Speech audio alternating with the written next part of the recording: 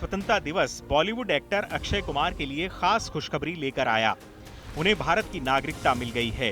उन्होंने खुद ट्वीट कर इसकी जानकारी दी। अक्षय ने ट्वीट में लिखा, दिल और सिटीजनशिप दोनों हिंदुस्तानी। इसके बाद से उनकी सियासत में एंट्री को लेकर कयास लगने शुरू हो गए हैं। कहा जा रहा है कि खिलाड़ी अक्षय कुमार 2024 के लोकसभा चुनाव की पिच पर भी खेलते हुए नजर आ सकते हैं। हालांकि खुद अक्षय ने इस बारे में अब तक कोई बयान नहीं दिया है। अक्षय के पॉलिटिक्स में आने की चर्चाएं पहले भी होती रही हैं। 2019 के लोकसभा चुनाव में भी पंजाब की गुरदासपुर सीट से उनकी उम्मीदवारी की चर्चा जोर शोर से हुई थी। तब उन्होंने खुद ही इससे इनकार कर दिया था। पॉलिटिक्स में एंट्री को लेकर जब भी उनसे पूछा गया, उन्होंने हर बार यही कहा कि वे फिल्मों में एक्टिंग करके खुश हैं। हालांकि करीब 5 महीने पहले आज तक के सीधी बात कार्यक्रम में अक्षय ने कहा था कि उनका राजनीति में आने का फिलहाल कोई इरादा नहीं है, लेकिन भविष्य में क्या हो जाए इस बारे में कुछ नहीं कह सकते। तो क्या भारतीय पासपोर्ट और नागरिकता मिलना उनके प्रोफेशनल करियर का टर्निंग पॉइंट हो सकता है? क्या यह उनकी सियासत में एंट्री का जरिया बन सकता है? मैं फिलहाल तो यही कहूँगा, अभी तक मैंने सोचा नहीं है ना कभी मुझे, लेकिन ज़िंदगी में आगे कुछ चीज़ें हो जाती हैं ऐसे कि आपका सिचुएशन बदल जाता है। लेकिन अभी मैंने, अगर आप मुझे आज पूछोगे तो मुझे पॉलिटिक्स में नहीं आना। आपकी कुछ रुचि है, आप पॉलिटिक्स के जरिए, ज़रूरी नहीं है सिर्फ सत्ता पाने के लिए आए, बट कुछ कंट्रीब्यूट करने के लिए भी आप आ सकते हैं। ऐसा अभी तक मैंने सोचा नहीं है, मतलब इसके बारे में it's a very long process. अभी तो सिर्फ फिल्में बनाना चाहता हूँ, फिल्मों के द्वारा, चाहे वो सोशल फिल्में हों चाहे वो एंटरटेनिंग फिल्में हों, बस उसी को अपना वो रखना चाहता हूँ। And I just want to carry on working. Akshay की पॉलिटिक्स में एंट्री की चर्चाओं की वजह भी है। बीजेपी के प्रति उनका झुकाव किसी से छिपा हुआ नहीं है।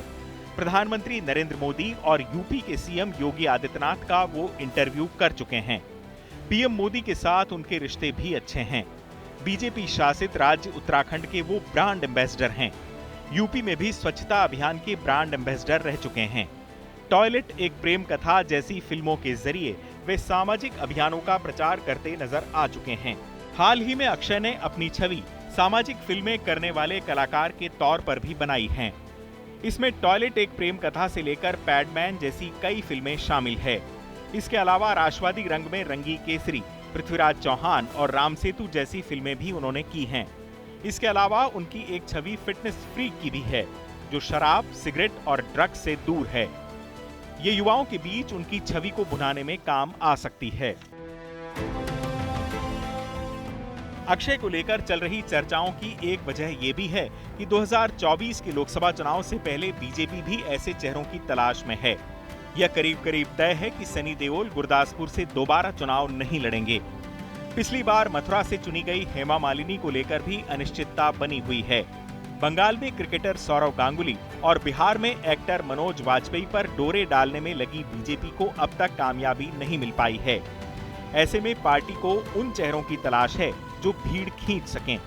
अपनी जबरदस्त फैन फॉलोइंग और पंजाबी बैकग्राउंड के चलते अक्षय बीजेपी की यह जरूरत पूरी कर सकते हैं। अक्षय कुमार दिल्ली के हैं और चांदनी चौक में उनका घर भी है। दिल्ली में पंजाबी समुदाय के वोट अच्छे खासे हैं। दिल्ली में बीजेपी का कोई नेता प्रभावशाली नहीं है और यह ऐसी जगह है जहां कॉस्मोपॉलिटन कल्चर है। अगर अक्षय चांदनी चौक सीट से चुनाव लड़ते हैं तो दिल्ली की 7 सीटों पर अरविंद केजरीवाल के लिए मुश्किलें पैदा होंगी। अक्षय अभी फिल्मों में बिजी हैं, लेकिन राजनीति के साथ फिल्में भी की जा सकती हैं। राजेश खन्ना से लेकर शत्रुघ्न सिन्हा, गोविंदा और सनी देओल तक ने ऐसा किया है। अक्षय के पॉलिटिक्स में आने का सबसे बड़ा फायदा बीजेपी को होगा। बीजेपी उनकी देशव्यापी अपील के चलते उन्हें स्टार प्रचारक के तौर पर यूज कर सकती है। अक्षय की एक काबिलियत ये भी है कि वे हिंदी, अंग्रेजी और पंजाबी के अलावा मराठी भी अच्छी बोलते हैं। चुनाव के दौरान उनका भाषा ज्ञान कई जगह काम आ सकता है, जो क्राउड पुलर हो सकता है। किसी बड़े सितारे को अपनी भाषा में संवाद करते देख लोग उससे प्रभावित होते ही हैं। अक्षय बीजेपी के पास फिल्मी स्टार प्रचारकों की कमी को दूर कर सकते हैं। इसके अलावा अक्षय के बॉलीवुड में अपने दोस्त हैं जो उनके प्रचार में साथ आ सकते हैं। इससे माहौल बनाने में भी मदद मिलेगी।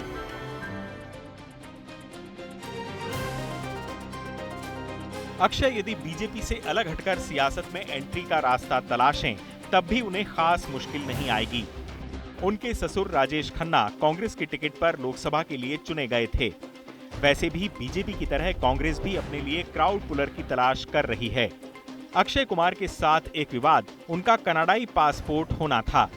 हालांकि उनका कहना था कि उन्होंने ऐसा इसलिए किया था क्योंकि जब उनके पास काम नहीं था तब वे वहां जाकर काम करना चाहते थे, लेकिन ये विरोधियों के पास उनके खिलाफ आलोचना का एक हथियार था। अब ऐसा नहीं है। बहरहाल ये सारे सवाल तो तब उठेंगे जब अक्षय पॉलिटिक्स में एंट्री का फैसला करें। लोकसभा चुनाव में अभी करीब 9 महीने का समय है। उनके पास सोचने के लिए वक्त है। इतना जरूर है कि सियासी पिच पर खेलने के लिए पासपोर्ट उनके पास मौजूद है। चुनाव आज तक।